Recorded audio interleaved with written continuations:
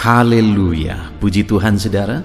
Shalom dan selamat pagi bagi setiap saudara yang sedang mendengarkan video renungan pagi hari ini. Kita bersyukur sepanjang malam kita sudah disertai oleh Tuhan. Dan pagi hari ini kita awali dengan renungan firman dan doa saudara. Di dalam video ini saudara akan mendengarkan renungan firman dan sekaligus kita akan berdoa bersama sebelum kita akan memulai segala aktivitas kita hari ini. Kalau saudara rindu setiap hari mengawali hari saudara dengan renungan firman singkat, dan saudara juga akan didoakan sebelum memulai segala aktivitas saudara, silakan lihat tanda subscribe di bawah video ini saudara. Kalau tanda subscribe masih berwarna merah, silakan ditekan dan tekan juga tanda loncengnya. Maka setiap pagi saudara akan mendapatkan renungan pagi singkat, dan saudara akan didoakan setiap pagi untuk mengawali hari saudara setiap hari. Puji Tuhan saudara, sebelum kita akan berdoa bersama, saya rindu kita merenungkan firman Tuhan yang akan menjadi renungan kita di sepanjang hari ini dalam kita melakukan segala aktivitas dan pekerjaan kita. Adapun teks firman Tuhan yang saya rindu kita renungkan bersama di dalam renungan pagi hari ini saudara, sebelum kita akan melanjutkan segala aktivitas kita di sepanjang hari ini, adalah dari kitab Yohanes. Kita masih ada dalam seri renungan kitab Yohanes, dalam Yohanes pasal yang ke-10, mulai ayat yang ke-10 sampai ayat yang ke-21. Dari teks firman Tuhan ini saudara, saya rindu kita akan belajar apa kelimpahan yang kita miliki di dalam Tuhan. Kalau berbicara tentang kelimpahan, semua orang pasti merindukan kelimpahan. Tapi pertanyaannya, apakah sebenarnya kelimpahan yang sejati itu, yang sebagai anak-anak Tuhan seharusnya kita miliki? Itu yang saya rindu kita belajar bersama di pagi hari ini saudara. Saya akan membacakan teks firman Tuhan ini dan akan menjelaskannya secara ekspositori. Mari siapkan hati dan pikiran saudara. Pastikan pagi hari ini saudara benar-benar diberkati oleh firman Tuhan. Yohanes pasal yang ke-10 mulai ayat 10 sampai ayat 21. Demikian firman Tuhan. Pencuri datang hanya untuk mencuri dan membunuh dan membinasakan. Aku datang supaya mereka mempunyai hidup dan mempunyainya dalam segala kelimpahan. Akulah gembala yang baik. Gembala yang baik memberikan nyawanya bagi domba-dombanya. Sedangkan seorang upahan yang bukan gembala dan yang bukan pemilik domba-domba itu sendiri, ketika melihat serigala datang, meninggalkan domba-domba itu lalu lari, sehingga serigala itu menerkam dan mencerai-beraikan domba-domba itu. Ia lari karena ia seorang upahan dan tidak memperhatikan domba-domba itu. Akulah gembala yang baik, dan aku mengenal domba-dombaku, dan domba-dombaku mengenal aku. Sama seperti Bapa mengenal aku, dan aku mengenal Bapa, dan aku memberikan nyawaku bagi domba-dombaku. Ada lagi padaku domba-domba yang lain, yang bukan dari kandang ini. Domba-domba itu harus kutuntun juga, dan mereka akan mendengarkan suaraku, dan mereka akan menjadi satu kawanan dengan satu gembala. Bapa mengasihi aku oleh karena aku memberikan nyawaku untuk menerimanya kembali. Tidak seorang pun mengambilnya daripadaku, melainkan aku memberikannya menurut kehendakku sendiri. Aku berkuasa memberikannya dan berkuasa mengambilnya kembali. Inilah tugas yang kuterima dari Bapakku. Maka timbullah pula pertentangan di antara orang-orang Yahudi karena perkataan itu. Banyak di antara mereka berkata, "Ia kerasukan setan dan gila. Mengapa kamu mendengarkan dia?" Yang lain berkata, "Itu bukan perkataan orang yang kerasukan setan. Dapatkah setan memelekkan mata orang-orang buta?" Puji Tuhan saudara, konteks dari firman Tuhan yang telah dibacakan kepada setiap saudara adalah di mana Yesus menyatakan dirinya sebagai gembala, dan murid-muridnya, orang-orang yang mengikut dia gambarkan sebagai domba-dombanya. Dan kemudian di ayat yang ke-10 saudara, dia berkata pencuri datang hanya untuk mencuri dan membunuh dan membinasakan. Aku datang supaya mereka mempunyai hidup dan mempunyainya dalam segala kelimpahan. Yesus datang sebagai gembala bagi setiap umat-umatnya. Dan dia datang supaya umat-umatnya mempunyai hidup dan mempunyainya dalam segala kelimpahan. Pencuri datang hanya untuk mencuri dan membunuh dan membinasakan. Ada berbagai tafsiran tentang pencuri, saudara. Ada yang berkata itu adalah setan, ada yang berkata bahwa itu adalah gambaran dari gembala-gembala yang tidak bertanggung jawab, menggambarkan orang-orang Farisi dan sebagainya. Tetapi yang saya mau tekankan di sini adalah Yesus sendiri, dia datang berperan sebagai gembala. Dia menyatakan dirinya sebagai gembala yang baik, yang dia datang supaya umat-umatnya mempunyai hidup dan mempunyainya dalam segala kelimpahan. Yesus datang bagi saya dan saudara supaya kita mempunyai hidup dan mempunyai hidup dalam segala kelimpahan. Kalau berbicara tentang kelimpahan, mungkin orang akan langsung berpikir tentang materi, tentang harta, tentang kekayaan. Ya, mungkin harta kekayaan adalah bagian dari kelimpahan. Tapi menurut saya, di dalam iman terlalu rendah kalau kelimpahan itu hanya diukur berdasarkan kekayaan, berdasarkan kelimpahan materi. Karena kalau hanya itu kelimpahan, itu sifatnya hanya sementara, dan orang-orang yang gak bertuhan juga mereka bisa mengalami itu. Dan itu semuanya kehampaan, saudara, semuanya akan lenyap. Baik kita memiliki itu. Saya berdoa saudara diberkati, saudara menjadi orang kaya, saudara menjadi orang yang diberkati. Tetapi bukan itu kelimpahan yang sesungguhnya. Kita mau lihat di sini, apa yang dimaksudkan Yesus sebenarnya bahwa dia datang supaya kita mempunyai hidup dan mempunyai hidup dalam segala kelimpahan. Ketika dia 10 dia berkata bahwa dia datang supaya kita mempunyai hidup dan mempunyainya dalam segala kelimpahan. Ayat 11 dia mulai jelaskan, akulah gembala yang baik. Gembala yang baik memberikan nyawanya bagi domba-dombanya. Sedangkan seorang upahan yang bukan gembala dan yang bukan pemilik domba-domba itu sendiri, ketika melihat serigala datang, meninggalkan domba-domba itu lalu lari, sehingga serigala itu menerkam dan mencerai-beraikan domba-domba itu. Ia lari karena ia seorang upahan dan tidak memperhatikan domba itu. Yang Yesus tekankan di sini bahwa domba-domba itu ada kecenderungan menghadapi bahaya, di mana domba itu digambarkan di sini sebagai makhluk yang lemah sebenarnya. Ada serigala yang bisa menerkam dia. Jadi domba itu membutuhkan perlindungan. Dan Yesus berkata, akulah gembala yang baik bagi domba-dombanya. Dan dia berkata, dia bukan hanya melindungi domba-dombanya, bahkan dia berkata bahwa nyawanya pun dia berikan bagi domba-dombanya.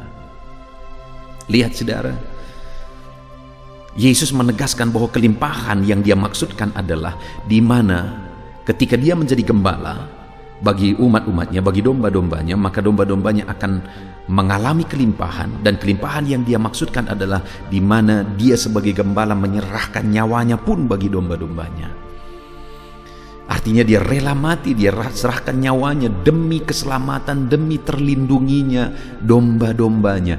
Itulah kelimpahan yang sesungguhnya yang dimaksudkan Yesus, bahwa dia datang supaya kita memiliki hidup dan mempunyai dalam segala kelimpahan. Di mana kita punya gembala yang datang bagi kita, yang rela menyerahkan nyawanya untuk melindungi kita. Itulah kelimpahan, saudara.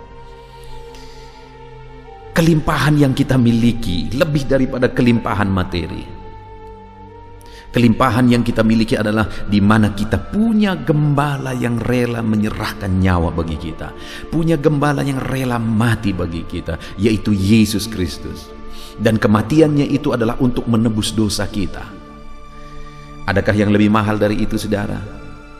Adakah orang yang terkaya di dunia ini bisa membayar sesuatu supaya dosanya dihapuskan? Takkan ada apapun, harta apapun, kelimpahan, kekayaan apapun yang bisa menghapuskan dosa, saudara. Tidak ada. Hanya kelimpahan yang kita miliki di dalam Yesus, di mana dia menjadi gembala dalam hidup kita dan dia rela mati untuk menghapuskan dosa kita, sehingga dosa yang seharusnya kita bayar dengan penghukuman kekal di neraka, dia hapuskan di kayu salib. Itulah kelimpahan bagi kita, di mana gembala kita rela mati di kayu salib untuk menebus kita dan menghapuskan dosa-dosa kita. Jadi Yesus datang supaya kita mempunyai kelimpahan. Apa kelimpahan kita, saudara? Ketika Yesus menjadi gembala, dan dia melindungi kita, dia rela mati bahkan bagi kita. Itulah kelimpahan. Itu sebabnya jadikanlah Yesus jadi gembala dalam hidup saudara. Itu sebabnya jalanilah hari-hari saudara dengan menjadikan dia sebagai gembala yang melindungi, yang berkorban bagi saudara. Hari ini dalam saudara melaksanakan segala aktivitas saudara, jalani hari-hari saudara dengan menjadikan Yesus sebagai gembala, pelindung, penuntun dalam kehidupan saudara. Karena mati pun dia rela supaya saudara terlindungi, supaya saudara diselamatkan. Itulah gembala kita yang baik. Lalu kemudian kelimpahan yang kita miliki ketika dia datang bagi kita saudara, ayat yang ke-14. Akulah gembala yang baik, dan aku mengenal domba-dombaku, dan domba-dombaku mengenal aku, sama seperti Bapa mengenal aku dan aku mengenal Bapa, dan aku memberikan nyawaku bagi domba-dombaku. Saudara, hal kedua yang dia tegaskan di sini adalah bahwa dia gembala yang baik bagi domba-dombanya, dan dia mengenal domba-dombanya, domba-dombanya mengenal dia. Artinya apa saudara? Ada satu relasi, ada satu pengenalan antara gembala dan domba. Ada pengenalan. Tuhan mengenal domba-dombanya. Dia tahu segala sesuatu tentang domba-dombanya. Dia tahu masalah yang dihadapi domba-dombanya. Dia tahu penyakit dari domba-dombanya. Dia tahu apa yang kurang dari domba-dombanya, saudara. Apa yang menjadi kebutuhan domba-dombanya. Dia tahu segala sesuatu. Dan hari ini pun saya mau menegaskan kepada saudara, Tuhan tahu segala sesuatu dalam hidup saudara. Dia tahu segala kebutuhan saudara. Dia tahu segala kekurangan saudara. Dia tahu segala sesuatunya di dalam kehidupan saudara. Dan dia mau mencukupkan, dia mau menyediakan, dia mau memulihkan atas segala sesuatu yang dia tahu tentang hidup saudara. Bukankah itu kelimpahan yang tidak bisa dibayar dengan materi? Itulah kelimpahan kita di dalam Kristus saudara, di mana kita memiliki dia sebagai gembala yang mengenal dan mengetahui segala sesuatu di dalam kehidupan kita, dan kita pun mengenal dia sebagai gembala kita. Dan saudara, kalau kita lihat ke dalam surat Paulus berkata segala sesuatu yang dulu kebanggaan, keuntungan bagi dia, itu sekarang dia anggap sampah oleh karena pengenalan akan Yesus. Jadi bagi Paulus yang paling utama itu adalah pengenalan akan Yesus. Itu lebih berharga dari apapun. Lebih berharga dari apapun. Itu sebabnya Paulus menganggap semuanya menjadi sampah. Dan sebagai umat yang memiliki Yesus sebagai gembala dalam hidup kita, kita mengenal dia sebagai gembala. Itu kelimpahan saudara. Kalau hari ini saudara memiliki Yesus sebagai gembala dalam hidup saudara, dia mengenal saudara dalam segala sesuatunya, dan saudara bisa mengenal dia sebagai gembala dalam hidup saudara. Itu kelimpahan, lebih daripada kelimpahan apapun. Lalu kemudian yang terakhir saudara, ayat 16 dia berkata, ada lagi padaku domba-domba lain yang bukan dari kandang ini. Domba-domba itu harus kutuntun juga, dan mereka akan mendengarkan suaraku, dan mereka akan menjadi satu kawanan dengan satu gembala. Ada lagi padaku domba-domba yang lain katanya, yang bukan, yang dimaksudkan di sana sebenarnya adalah non-Yahudi, bangsa bukan Yahudi, termasuk saya dan saudaralah itu. Dan dikatakan bahwa itu pun akan dituntun juga. Artinya apa saudara? Yang tidak layak, yang bukan masuk hitungan, dilayakkan dan dituntun, akhirnya menjadi satu kawanan. Artinya apa? Kelimpahan yang kita miliki di dalam Yesus adalah di mana kita yang bukan bagian dari orang-orang umat pilihannya, kita yang di luar dari kawanan itu, tetapi kita dilayakkan. Kita dilayakkan dan kita dituntun menjadi satu kawanan. Akhirnya kita layak menjadi umat Tuhan, layak menjadi orang tebusannya. Itu kelimpahan saudara. Saudara diselamatkan itu semata-mata karena anugerah Tuhan. Saya diselamatkan bukan karena kebaikan saya, bukan karena kelebihan saya, semata-mata karena Tuhan yang menuntun saya, akhirnya memasukkan saya ke dalam satu kawanan, umat gembalaannya. Saudara juga demikian, kita semua bisa diselamatkan saudara, dan menerima kehidupan kekal sampai selamanya semata-mata karena anugerahnya dalam hidup kita. Sekali lagi, semata-mata karena anugerahnya dalam hidup kita. Bukankah itu kelimpahan yang sesungguhnya? Puji Tuhan saudara, hari ini renungan firman Tuhan bagi saya dan saudara luar biasa, di mana Yesus datang supaya kita hidup berkelimpahan. Tapi kelimpahan yang kita miliki itu lebih daripada kelimpahan hanya materi, kekayaan dan sebagainya. Itu hanya bonus, saudara. Tetapi kelimpahan yang kita miliki di dalam Yesus adalah di mana kita memiliki Dia sebagai gembala yang rela menyerahkan nyawanya bagi kita. Itulah kelimpahan sesungguhnya. Dia serahkan nyawanya supaya kita selamat, supaya kita terlindungi. Tidak ada orang yang bisa membayar apapun yang dia punya di dunia ini supaya dia selamat dan bisa masuk surga, saudara. Tapi kita mengalaminya karena kita punya Dia sebagai gembala. Itulah kelimpahan. Dan yang kedua, kita mengenal Dia sebagai gembala. Paulus berkata, semuanya jadi sampah bagi aku dibanding dengan pengenalan Yesus. Dan terlebih lagi Dia mengenal kita. Dia tahu segala sesuatu dalam hidup kita. Dan kalau Dia tahu segala sesuatu, maka Dia akan memelihara, mencukupkan, memberkati kita. Bukankah itu kelimpahan?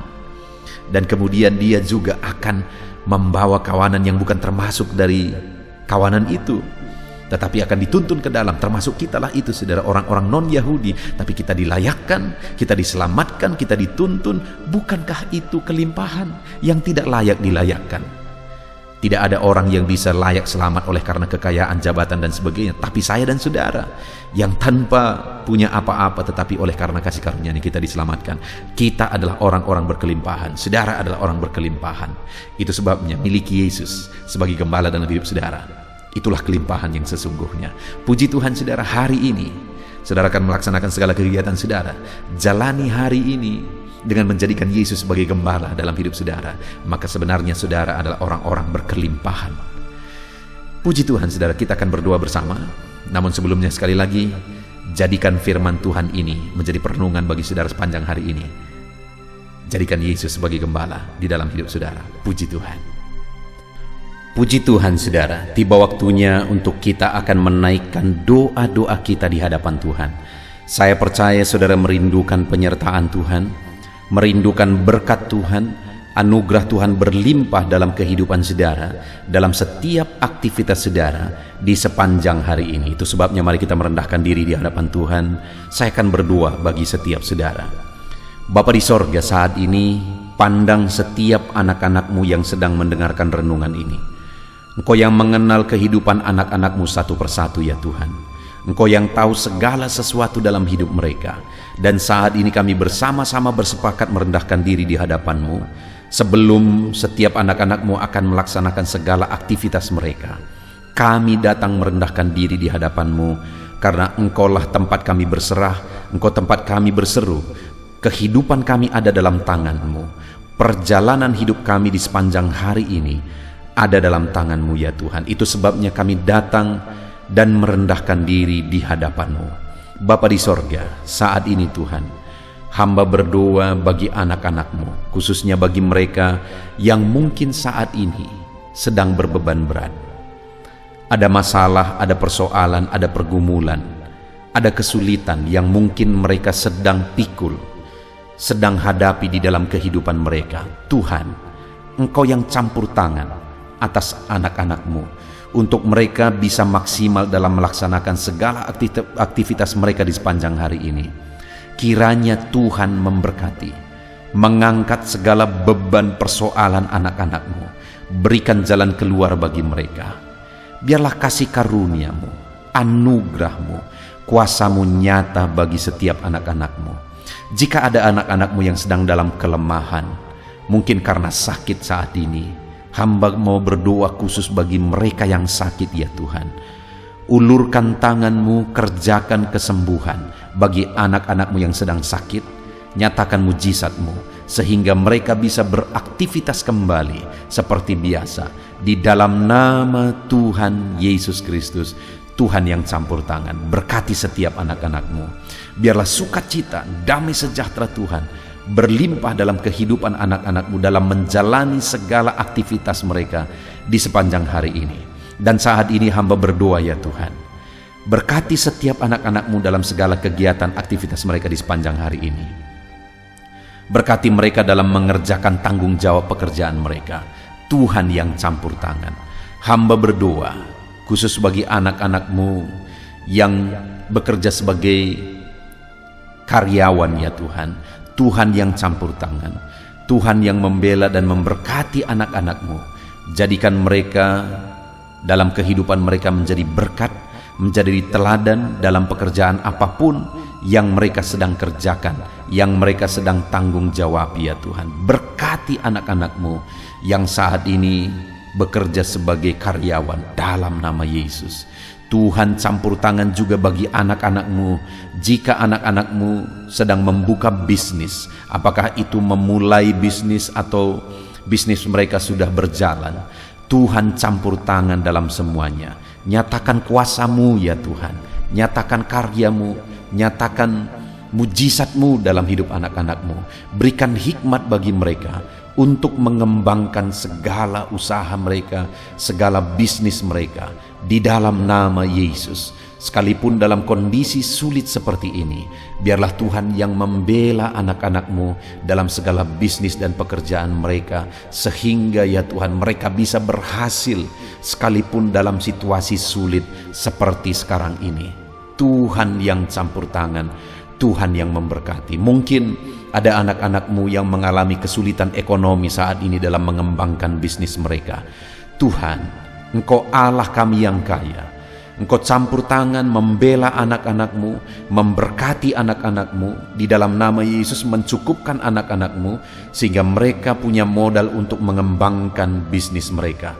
Tuhan buka jalan lebih dari apa yang kami pikirkan, lebih dari apa yang kami doakan. Di dalam nama Tuhan Yesus Kristus, Tuhan memberkati setiap bisnis anak-anak-Mu ya Bapa. Dalam nama Tuhan Yesus Kristus. Haleluya, haleluya. Saat ini Bapa yang baik, hamba juga berdoa bagi keluarga-keluarga anak-anak-Mu. Keluarga adalah penopang, keluarga adalah pemberi semangat bagi mereka untuk melaksanakan segala pekerjaan dan bisnis mereka. Itu sebabnya saat ini Tuhan, hamba berdoa, biarlah Tuhan memberkati keluarga anak-anak-Mu menjadi keluarga yang harmonis, menjadi keluarga yang takut Tuhan. Dan melalui keluarga yang bahagia ini, anak-anak-Mu akan melaksanakan segala kegiatan mereka, segala usaha pekerjaan mereka, dan mereka akan berhasil dalam apa yang mereka kerjakan di dalam nama Tuhan Yesus Kristus. Tuhan yang campur tangan, Tuhan yang memberkati anak-anak-Mu, keluarga anak-anak-Mu ya Bapa, di dalam nama Tuhan Yesus Kristus. Haleluya. Hari ini Tuhan, anak-anak-Mu akan melaksanakan segala kegiatan mereka. Biarlah semangat, sukacita, damai, sejahtera daripada Tuhan memenuhi seluruh kehidupan mereka. Tuhan yang campur tangan, Tuhan yang memberkati dalam nama Yesus. Tuhan sertai segala kegiatan mereka, sehingga hari ini Tuhan, di sore hari nanti mereka akan menceritakan keberhasilan yang mereka capai hari ini, berkat-Mu yang mereka raih hari ini di dalam kehidupan mereka. Dalam nama Yesus, jagai lindungi anak-Mu dalam pekerjaan mereka ya Tuhan, sertai mereka, jauhkan dari segala mara bahaya, jauhkan dari segala kecelakaan kerja. Biarlah Tuhan memberkati setiap anak-anak-Mu, biarlah Tuhan yang melindungi setiap anak-anak-Mu dalam nama Tuhan Yesus Kristus. Haleluya. Bapa yang baik, tidak lupa kami juga tetap berdoa dan berseru ya Tuhan, berkati Indonesia, tempat kami hidup, tempat kami bekerja, tempat kami berbisnis, tempat kami berusaha. Kesejahteraan bangsa ini adalah kesejahteraan kami. Itu sebabnya kami berdoa bagi bangsa kami. Ulurkan tangan-Mu bagi Indonesia Tuhan. Nyatakan belas kasihan-Mu bagi Indonesia. Pulihkan keadaan ekonomi Indonesia ini ya Tuhan, di dalam nama Yesus Kristus. Nyatakan kuasa-Mu, nyatakan mujizat-Mu. Pulihkan keadaan ekonomi bangsa kami. Biarlah keadaan ekonomi di masa seperti ini pun, keadaan ekonomi bangsa kami bisa maju dan berkembang di dalam nama Tuhan Yesus Kristus. Haleluya. Dalam nama Yesus, bahkan kami berdoa buat keamanan bangsa kami. Jauhkan dari segala niat-niat jahat dalam nama Yesus, di mana hari-hari ini ada begitu banyak orang-orang yang berniat jahat untuk mengacaukan bangsa kami ya Tuhan. Di dalam nama Yesus, biarlah Tuhan campur tangan, Tuhan bekerja, nyatakan kuasa-Mu, nyatakan mujizat-Mu, nyatakan pembelaan-Mu bagi bangsa kami ini. Di dalam nama Tuhan Yesus Kristus. Haleluya. Dan kami berdoa ya Tuhan, kiranya Tuhan memberkati para pemimpin bangsa kami. dalam mereka memimpin bangsa ini ke arah yang lebih maju. Berkati mereka, berkati Bapak Presiden, Tuhan campur tangan. Pakai dia Tuhan memimpin bangsa ini ke arah yang lebih baik, sehingga bangsa kami semakin maju dan semakin disegani di dunia ini, semakin ditakuti di dunia ini. Berkati biar Indonesia diperhitungkan di dunia ini Tuhan. Berkati Bapak Presiden kami, pakai dia. Wakil Presiden, pakai mereka Tuhan. Bahkan kami berdoa bagi para menteri, biar mereka semua bekerja sama untuk memajukan bangsa ini. Para wakil rakyat, jamah berkati mereka, pakai mereka dalam nama Yesus untuk mengabdi bagi bangsa ini. Bahkan semua yang memangku tanggung jawab untuk memimpin bangsa ini sampai jajaran terendah, Tuhan memberkati semuanya, pakai semuanya Tuhan. Terima kasih Bapa, kami sungguh bersyukur buat hari ini, dan kami mau jalani hari ini dengan penuh sukacita. Berkati anak-anak-Mu. Hari ini mereka akan memulai hari mereka akan melaksanakan pekerjaan dan bisnis mereka. Berkati mereka ya Tuhan. Campur tangan-Mu, lawatan-Mu, kuasa-Mu dinyatakan di dalam kehidupan anak-anak-Mu. Tuhan memberkati anak-anak-Mu di dalam nama Tuhan Yesus Kristus. Haleluya. Amin. Puji Tuhan saudara. Selamat beraktivitas. Tuhan yang memberkati saudara dalam segala pekerjaan dan aktivitas saudara di sepanjang hari ini. Dan sebelum saudara meninggalkan video ini, saya mengingatkan kembali, kalau tanda subscribe masih saudara lihat berwarna merah, silakan ditekan. Dan tekan juga tanda loncengnya supaya setiap hari saudara mendapatkan seri renungan baru. Di dalam nama Tuhan Yesus Kristus, Tuhan memberkati saudara. Shalom. Puji Tuhan saudara, setelah saudara mendengarkan renungan firman dan setiap saudara juga telah didoakan, saya percaya ada sukacita baru dan semangat baru dalam saudara menjalani hari ini dan mengerjakan segala aktivitas saudara.